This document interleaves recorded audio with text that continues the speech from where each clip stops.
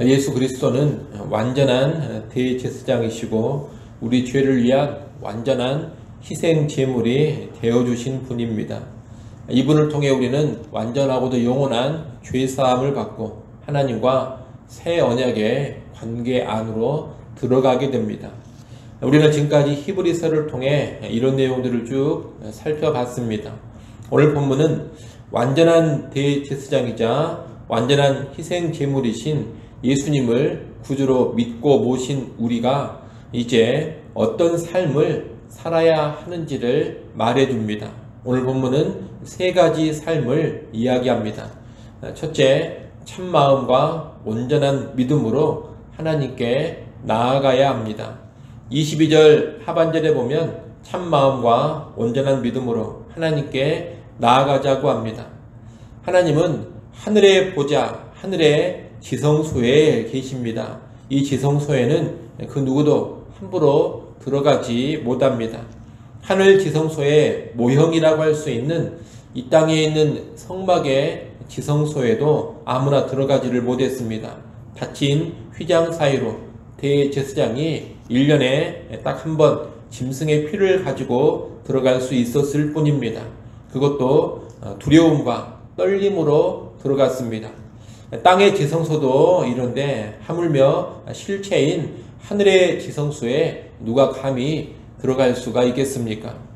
그런데 예수님께서 자신의 피로 속죄의 제사를 드림으로써 영원한 죄사함을 이루었고 하늘 지성소로 들어가는 길을 활짝 열어놓으셨습니다. 아시는 것처럼 예수님께서 십자가에 달려 죽으실 때 땅의 지성소를 가렸던 휘장이 찢어졌습니다. 달리 말하면 지성소로 들어가는 길이 활짝 열린 겁니다. 하늘의 모형인 땅의 성막에서 일어난 이 일은 하늘의 실체에 일어난 변화를 알려줍니다. 이제 그리스도의 죽음을 통해 하늘의 지성소에 계신 하나님께 나아갈 수 있는 길이 활짝 열린 겁니다. 오늘 본문 20절에 보면 이 길을 새로운 살 길이라고 합니다. 히브리서 9장 8절에 보면 첫 장막이 서 있을 동안에 성소에 들어가는 길이 아직 나타나지 않았다고 했습니다. 그런데 이제 지성소로 들어가는 과거에 없던 새로운 길이 열린 겁니다. 그리고 이 길은 살리는 길입니다. 이 길로 나아가는 자는 영원한 생명을 얻고 누리기 때문입니다. 이제 지성소로 들어가는 길은 열려 있습니다. 그리고 우리는 예수님을 통해 모든 죄와 악을 온전히 사함받았습니다. 그러므로 우리는 지금 하나님께 담대히 나아갈 수 있게 되었고 실제 담대히 나아가는 삶을 살아야 한다는 겁니다. 이제 의롭게 된 우리는 순전한 마음으로 예수님을 의지하는 그 믿음만으로 얼마든지 지성소에 계신 하나님께 나아갈 수가 있습니다. 짐승의 피라든가 예물 같은 것을 가지고 하나님께 나가는 것이 아닙니다. 어떤 돈을 내야 되고 예물을 바쳐야 되고 행위와 규칙을 하나씩 지켜야지만 하나님께 나갈 수 있는 것이 아닙니다. 그래야지만 하나님을 만나고 교제할 수 있는 것이 아닙니다.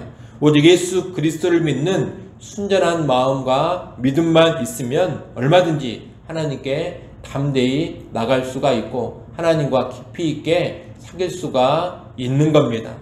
우리 이것을 잘 알고 대제사장이신 예수 그리스도를 의지하는 그 믿음을 가지고 하나님께 담대히 나아갈 수 있어야 하겠습니다. 하나님께 늘 담대히 나아가서 하나님과 깊은 교제를 나눌 수 있어야 하겠습니다.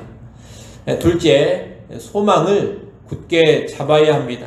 23절에 보면 믿는 도리의 소망을 굳게 잡으라고 합니다. 우리에게 말씀, 약속을 주신 하나님은 신실하신 하나님이십니다. 그분은 거짓말을 하거나 배신하지 않습니다. 또한 그분은 약속하신 것을 이루는데 실패하시는 분도 아닙니다.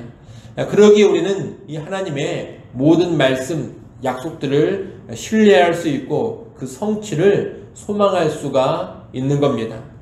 광야 이스라엘 백성들은 가나안 땅을 주시겠다는 하나님의 약속을 믿지를 못하고 그 안식의 소망을 갖지 못했습니다. 우리는 그런 모습을 반면 교사로 삼고 하나님이 우리에게 주신 말씀대로 약속대로 된다는 믿음을 가지고서 소망 가운데 거해야 합니다.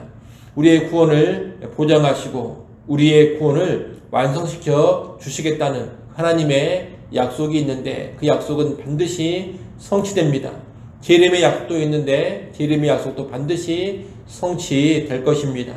믿는 자에게 주어지는 놀라운 영광의 약속도 있고 상급의 약속도 있는데 그 약속들도 반드시 성취가 될 것입니다. 우리는 이것들을 알고 소망 가운데 하루하루의 삶을 살아가야 하는 겁니다. 여러분, 우리 그리스도인들의 인생은 하나님의 약속, 하나님의 말씀이 반드시 성취되는 인생입니다. 이것을 분명히 알고 우리의 삶이 약속이 이루어진다는 소망 가운데의 삶이 되어야 하는 겁니다. 이를 꼭 기억하시고 예수 믿는 우리의 삶이 소망의 삶이 되시기를 바랍니다. 마지막 세 번째로 사랑으로 교제해야 합니다. 24절에 보면 서로 돌아보아 사랑과 선행을 격려하라고 합니다. 이 말은 사랑과 선행을 격려하도록 서로 돌아보자, 이런 뜻입니다. 예수님을 구주로 믿는 우리는 서로 돌아보는 삶을 살아야 합니다. 혼자만의 삶, 공동체와 동떨어진 삶이 되면 안 됩니다. 함께 모이고 함께 어우러지면서 서로를 위하고 서로를 섬겨주는 삶을 살아야 한다는 겁니다. 예수님을 믿는 신앙은 언제나 공동체적입니다. 새 언약도 나 혼자 들어가 있는 것이 아닙니다. 새 언약 안에 우리는 한 공동체로 들어가는 것이고 새 언약 안에서 우리는 한 가족으로 있는 겁니다. 그러니 새 언약의 삶, 신앙의 삶은 결코 이기적일 수 없고 개인적일 수가 없습니다. 우리 이것을 알고 모이기에 힘쓰면서 서로 돌아보는 가운데 신앙의 삶을 서로 격려하며 살아야 하는 겁니다. 그러니 오늘 하루도 우리는 주변의 성도들과 가능한 한 함께하고 연락하고 깊이 있게 교제하는 삶을 살아야 하겠습니다. 언제나 혼자 떨어져 있으려고 하는 삶, 이것은 올바른 신앙의 삶이 아닙니다.